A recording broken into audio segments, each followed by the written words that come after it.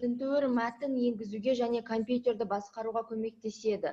Біз дұрыс деп белгіленгенбіз, ол негізінен дұрыс емес. Өйткені біз мышканың көмегімен мәтінді енгізе аламыз ба? Мышканың көмегімен, я. Ода қалай енгіземіз? Ода өз екі ғана батырма болса. Біз пернетақтамен енгіземіз ғой мәтінді. Я, есімізде сақтаймыз балалар. Мәтінді енгізуге болмайды тінтуірдің көмегімен. Компьютерді басқаруға болады, онысы дұрыс. Ал бірақ мәтінді енгізуге болмайды. Енгізу құрылғылары компьютерден ақпарат алуға мүмкіндік береді. Бұл жауабымыз дұрыс емес деп дұрыс белгілеппіз. Ал енді пернетақта енгізу құрылғысы дегенді біз дұрыс емес деп белгілегенбіз. Балалар, пернетақта енгізу құрылғысы ғой, біз айттық қой, енгізу құрылғысына пернетақтамен тінтуір жатады деп. Тінтуір ақпаратты басқару арқылы енгізсе, пернетақта бізде мәтіндерді енгізуге көмектеседі. Бұл жерде біз дұрыс деген жауапты белгілеу керек едік. Жақсы. Апай. Ау. Ладно, мен қазір келем. Иә, сөндіріп кет. Камераң сөндіріп кет, микрофоныңды. Бүгін балалар жаңадан өтетін танысатын құрылғыларымыз, шығару құрылғыларына өтіп кеттік. Компьютердің негізгі құрылғылары деген бар, және қосымша құрылғылары деген бар. Осылай екі топқа бөлеміз компьютер құрылғыларын. Негізгі құрылғылар деп атауымыздың себебі, балалар, ол құрылғыларсыз біздің компьютеріміз жұмыс жасай алмайды. Ал қосымша құрылғыларсыз компьютеріміз жұмыс жасай береді. Қазір енді негізгі құрылғыларға қандай құрылғылар жатады? Қарайық. Мынау қандай құрылғы?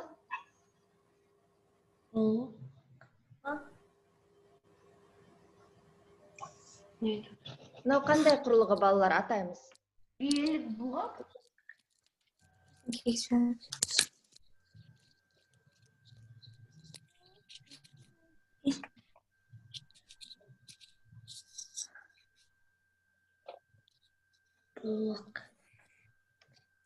Жүйелік блок. Мына қандай құрылғы екен, ешкім білмей ме? Мен білем. Қандай құрылғы? Ол, анау, одан компьютерді қоса аласың. Қоса аламыз, я. Енді бұл құрылғы бізде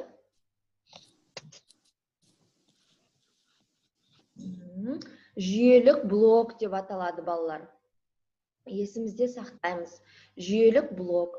Бұл құрылғының ішінде, бұл құрылғыны көрген болсаңдар, үлкен жүйе болады, мынандай. Апай, ол, анау,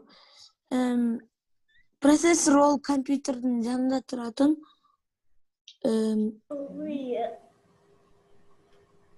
Ол дәптер шығарады ма?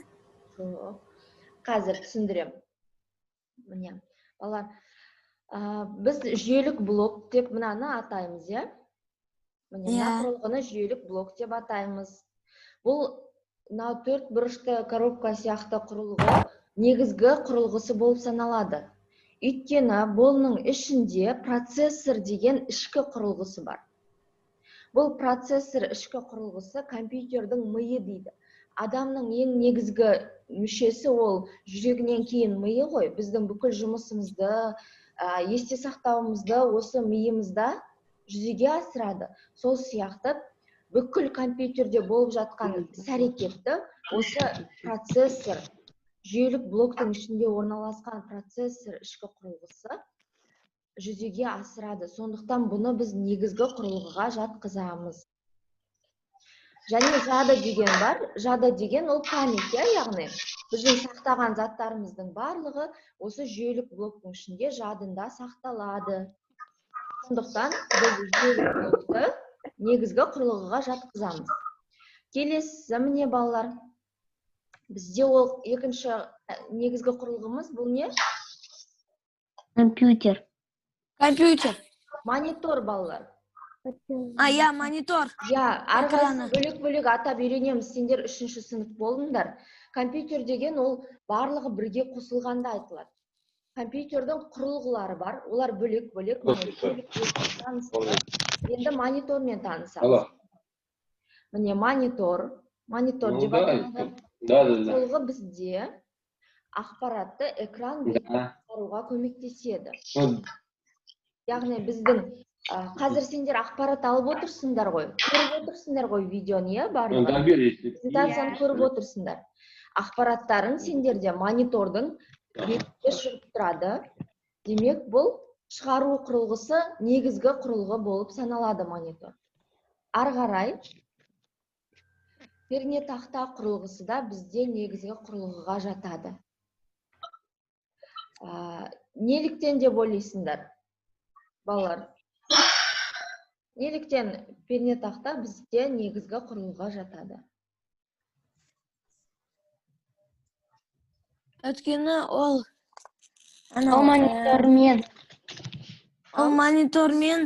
монитормен жұмыс істейді.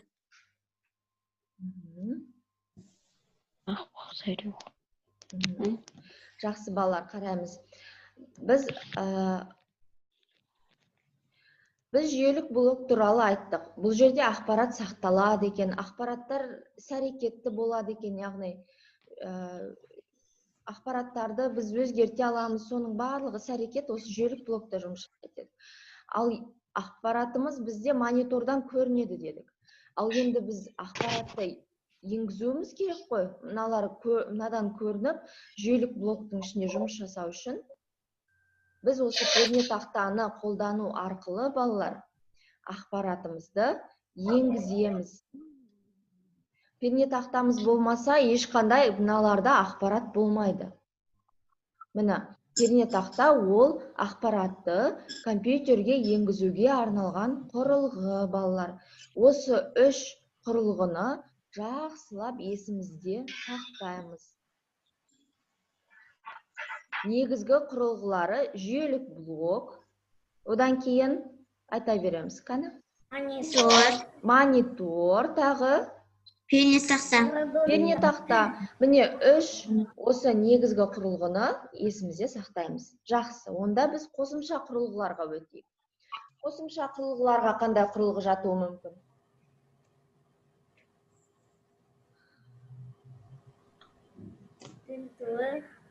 Тінтуір, өте дұрыс, я. Пернетақта. Пернетақтаны біз негізгіге жатқыздық қой. Принтер. Ауарлан. Принтер, өте дұрыс. Және?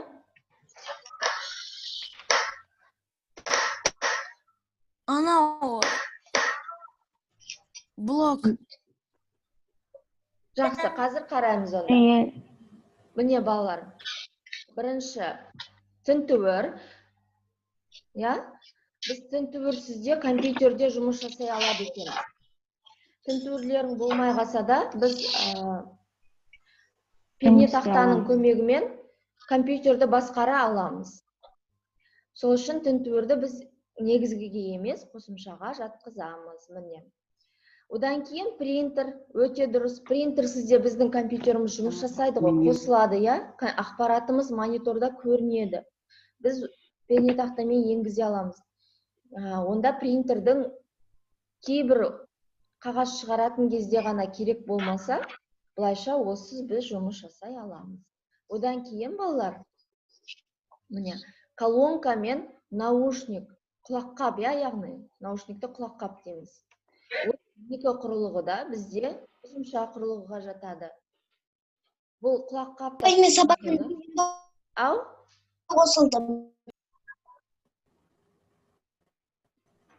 Сапархан жұмын енді қосылдым. Жақсы, мен сабақтың видеозаписін жіберем, кейін қарап алуға болады, нені де жіберем презентацияда. Құлаққап пен колонка бұл дыбысты шығаруға арналған құрылғылар. Осындай бізде қосымша құрылғыларымыз бар балалар. Бұдан бөлек қазіргі уақытта неше түрлі қосымша құрылғылар шыққан, олардың барлығы да біздің компьютеріміздің одан да жақсы жұмыс жасап, одан да мүмкіндігінің көп болуына ықпал етеді. Сонымен, компьютердің негізгі құрылғылары Жүйелік блок, пернетақта, Тақта. монитор. Монитор. өте дұрыс Монитор. балалар. Жарайсыңдар, есімізде сақтадық. Қосымша құрылғыларына тінтуірді. Принтер, Тағы. колонка, наушники. Өте дұрыс, бұлар қосымша құрылғылары. Жақсы балалар, бүгінгі танысатын жаңа сабағымыз осы болды бізде. Үй жұмысына кішкене назар аударайық. 5 минутымыз қалыпты. Үй жұмысын мен онлайн мектепке салдым. Сол жерден қарап, үй жұмысын тапсырманы орындап, сонда жүктейміз. Жақсы ма? Иә. Міне. Апай, Ау. қандай тапсырма? Міне, қазір түсіндірем. Сабақтың тапсырмасы былай болады. Мынандай бір оқиға берілген. Әсет деген бала компьютер алды. Ол мониторды, жүйелік блокты, принтерді магазиннен барып сатып алды. Ал ағасы Марат оған өзінің пернетақтасын және құлаққабын Әсетке сыйға тартты. Енді мынандай сұрақтар бар, төменде 3 сұрақ. Осы 3 сұраққа оқиғаға байланысты жауап береміз. Әсет барлық негізгі құрылғыларды сатып алды ма бізде? Барлығын емес. Қайсы негізгі құрылғыны сатып алмады? Пернетақтаны. Өте дұрыс, мониторды ол сатып алды.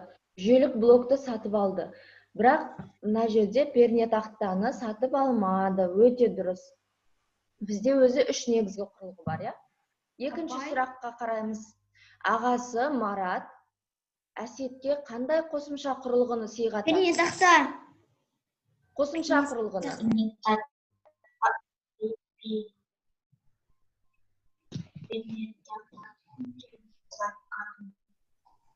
Пернетақтасын. Пернетақта ол Құлаққабын. бізде қандай негізгі құрылғы ғой? Апай, құлаққабын.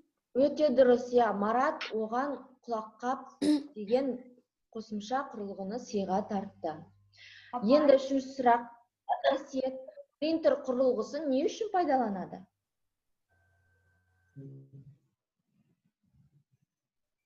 Өткені Ода Жазғысы- онлайн болады. Не қылады? Онлайн болады? Иә. Бұл жерде сұрақты оқимыз да, балалар. Принтердің қандай қызмет атқаратын есімізге түсіреміз.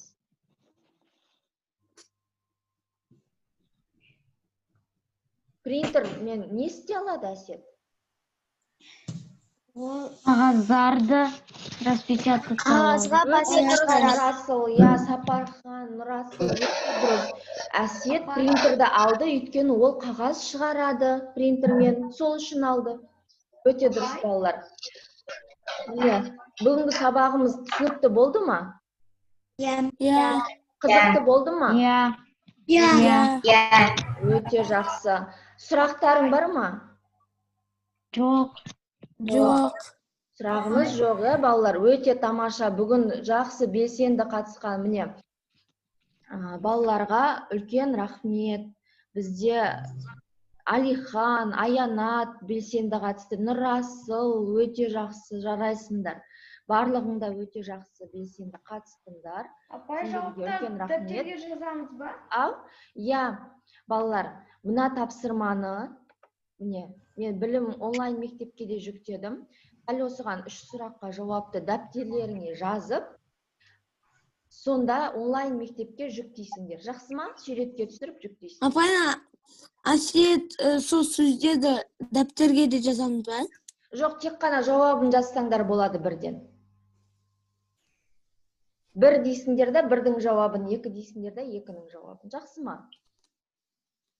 Иә. Жақсы балалар, сау болыңдар. Келесі сабақтарыңа сәттілік, кешікпей кіріңдер. Сау болыңыз. Сау болыңыз. Al bolmaz. Al болыңыз.